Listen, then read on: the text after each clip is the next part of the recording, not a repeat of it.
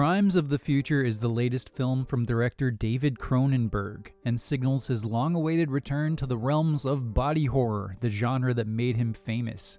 The film deals with a panoply of themes including transhumanism, environmentalism, social and societal repression, questions about the nature of art itself, and the sexualization of invasive and visually explicit surgery.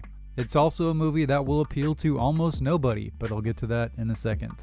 The story centers on two characters, played by Viggo Mortensen and Lea Seydoux, who play a duo of performance artists.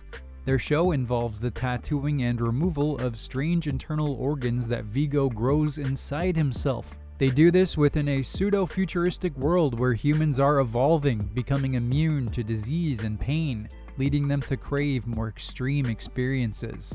Beds and chairs are constructed from a strange biotechnology straight out of H.R. Giger, and street surgery is growing in popularity, leading to the tagline of the film, "Surgery is the new sex."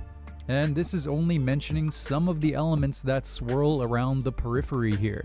Trouble is, everything I just said might make the movie sound more interesting than it is. In practice, you have to do a little bit of work to see these elements, as the energy of the film is pretty low throughout.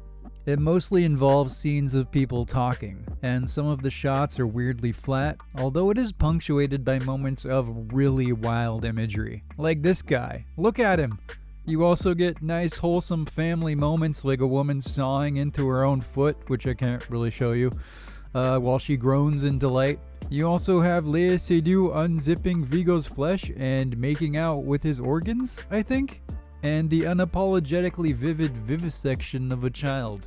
Holy bananas, Batman! The narrative itself, though, lacks cohesion, both in terms of the actual plot and what Cronenberg is actually trying to say with all of these themes. It's like he couldn't decide what to focus on amidst his galaxy of ideas and just threw them all together. The characterization is also problematic.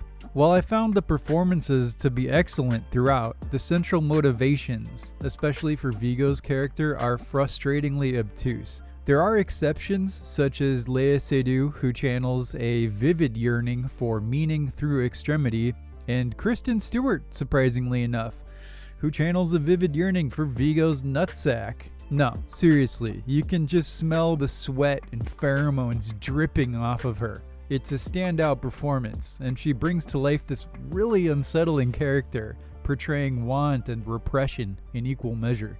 Look, Crimes of the Future is a super weird movie. I think 90% of people won't enjoy it, finding it either too boring or too grotesque, if not both.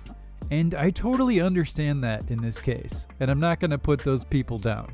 I enjoyed it quite a bit, because even though I think it was a failure overall, I found it to be an interesting failure. I'm somebody who enjoys the pushing of boundaries and being unsettled by cinema. And Crimes of the Future, like I said, has some of the most wild imagery of the year. I also personally have a lot of time for a movie with too many ideas as opposed to none at all, even if they don't cohere. I'll take scattered intelligence over a shovel full of shit any time of the day. If your movie is evocative and makes my addled neurons fire in cool directions, I write it off as a win. I'm not sure who to recommend this to exactly, but if it sounds interesting, I do recommend giving it a shot. What do you have to lose? Thanks for watching. Hit subscribe to join me in my cinematic adventures, and get out of my theater. The crew and I are going to watch Naked Lunch. It's an absolute masterpiece of cinematic weirdness, and possibly the apex of the man himself, Cronenberg. Much love, and I'll see you in the next one.